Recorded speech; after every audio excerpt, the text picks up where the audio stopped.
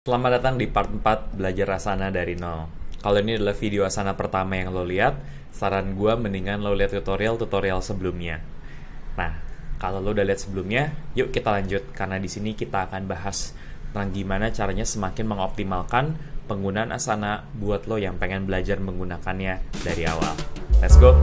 Alright, kalau lo udah ngikutin 3 tutorial sebelumnya, lo akan melihat halaman ini.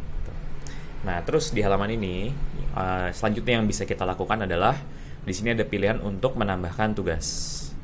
Ketika menambahkan tugas, kita punya 2 pilihan. Yang pertama, kita ini pengen menambahkan bagian. Jadi kita pengen membuat partisi-partisi yang lebih akurat gitu ya. Misalnya di sini ada terakhir misalnya adalah penutupan gitu. Right? Atau misalnya kita bisa membuat yang namanya milestone. Nah, milestone itu adalah apa? Kalau di dalam konsep project management, nih milestone itu adalah sebuah event yang terjadi di masa yang akan datang yang menunjukkan terjadinya sebuah momen kunci. Misalnya di sini yang bisa kita tulis adalah peluncuran website. Tuh. Nah, jadi biasanya nih kenapa milestone itu penting? Karena seringkali stakeholder kita pengen tahu sebenarnya kapan sih sesuatu itu akan terjadi.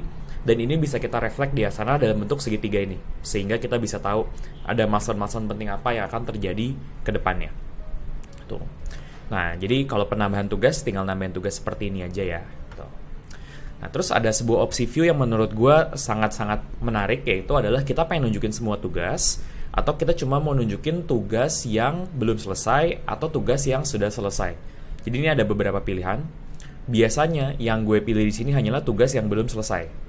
Jadi kayak tadi kalau lo lihat, tugas yang sudah selesai, dia itu akan langsung hilang. Kalau misalnya ini gue klik lagi, dia akan langsung hilang. Kalau kita pilih yang semua tugas, dia akan balik lagi. Nah, tapi seperti yang gue udah bilang sebelumnya, apapun preference lo, jangan lupa di sebelah sini ditulis bahwa simpan tata letak sebagai default. Supaya ketika lo pindah-pindah project dan lo balik lagi ke sini, settingannya sama-sama tugas yang belum selesai. Nah, di sini berikutnya ada filter. Nah, di filter nih ada beberapa hal yang bisa kita lakukan gitu ya. Kita pengen ngebagi ini seperti mungkin fungsinya filter yang ada di Excel. Misalnya kita hanya pengen melihat tas yang memiliki karakteristik tertentu. Tuh, kita bisa pilih. Kira-kira di sini misalnya, cuma pengen ngeliat tugas yang diterima sama Vicario Ronaldo doang. Tuh, ternyata nggak ada, makanya nggak muncul.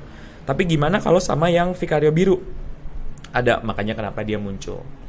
Nah, itulah tugasnya, gunanya filter. Dan filter bisa ada beberapa hal, jadi silahkan dipilih aja kira-kira filter mana yang cocok buat lo. Cocok banget untuk memfokuskan perhatian lo hanya untuk bagian-bagian tertentu saja di dalam project ini.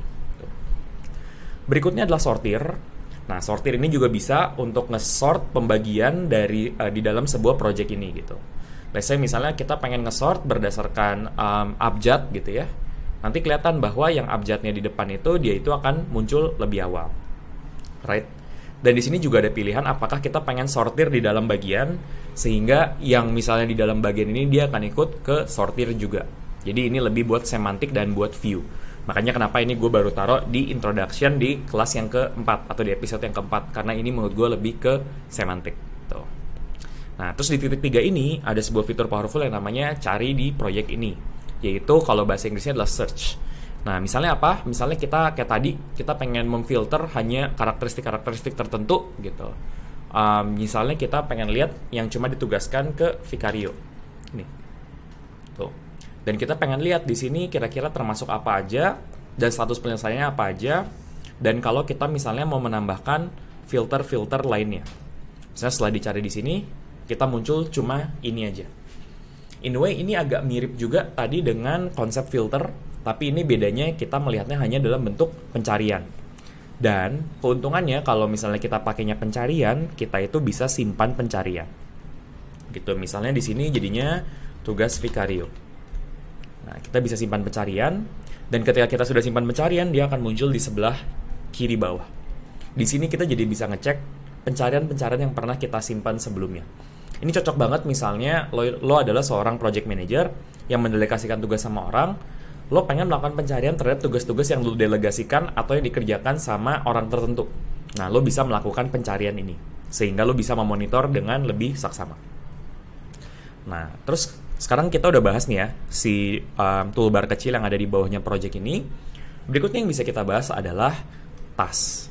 Nah, tadi kita sudah membahas tentang gimana cara menulis task yang baik, kita penerima tugas, tenggat, gitu ya. Ini yang kita bahas kalau nggak salah di tutorial yang episode yang pertama, gitu. Nah, di sini sebenarnya kita ada beberapa hal yang bisa kita tambahkan, dan cara ngeliatnya adalah di tindakan lainnya. Tapi kalau lo ngerasa ini kok kecil banget, cuma setengah layar, lo bisa klik yang ini, layar penuh, sehingga ini bisa full screen. Nah, setelah full screen, kita bisa pilih di 3 titik ini, kita bisa menggunakan fitur yang namanya tambahkan ke proyek lain. Ini powerful banget, karena satu buah task itu bisa muncul di beberapa proyek sekaligus. Nah, contoh penggunanya seperti apa?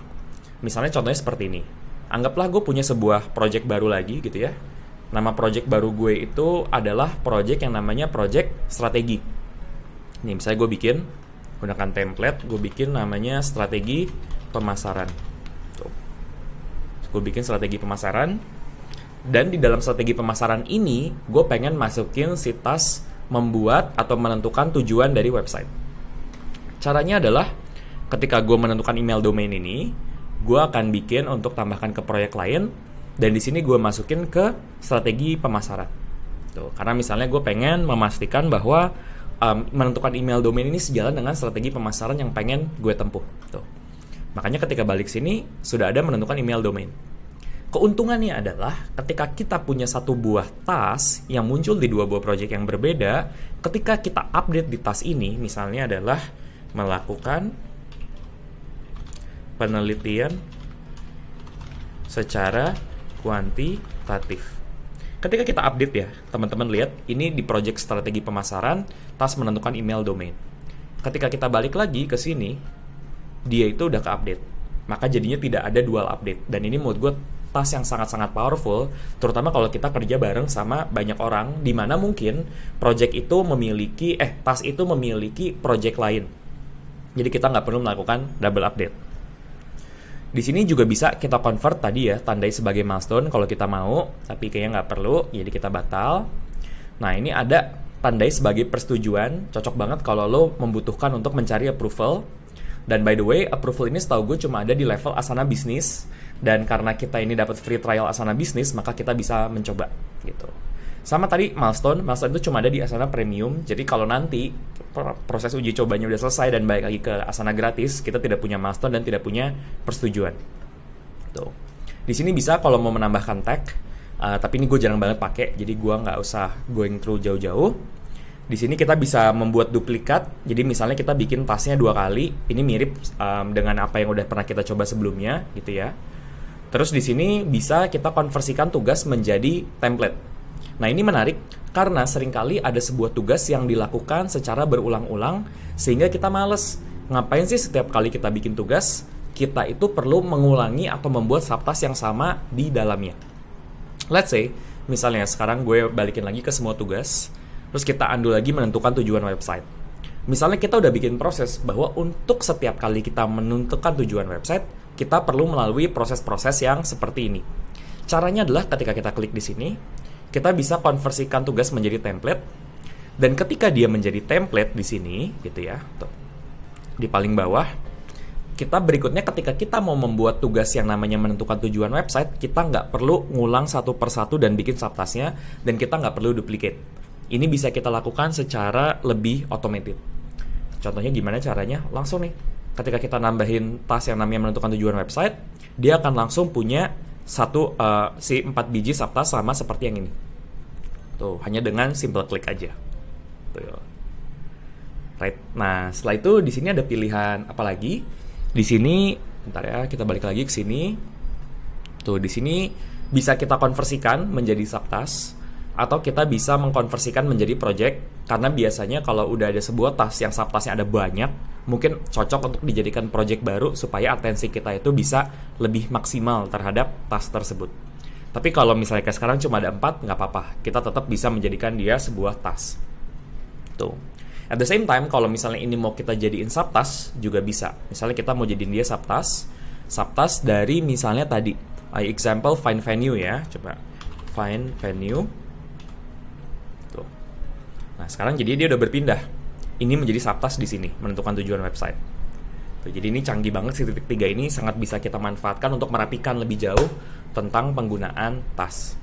Di sini buat tugas lanjutan, ini gue nggak terlalu pakai juga, karena biasanya gue kalau mau buat tugas lanjutan tinggal buat tugas lanjutan aja, nggak perlu pakai kayak begini-beginian. Tuh jadi nggak terlalu butuh lah gue. Terus di sini bisa kita bikin tasnya menjadi publik gitu ya. Tuh, jadi bisa kelihatan sama banyak orang. Dan juga di sini kita bisa menggabungkan tugas-tugas duplikat. Tuh. Dan kita tentunya bisa menghapus tugas.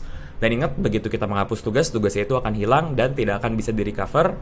Kita cuma bisa merecover dengan menggunakan proses undo, tapi itu cuma berlaku mungkin cuma beberapa belas detik. Gitu.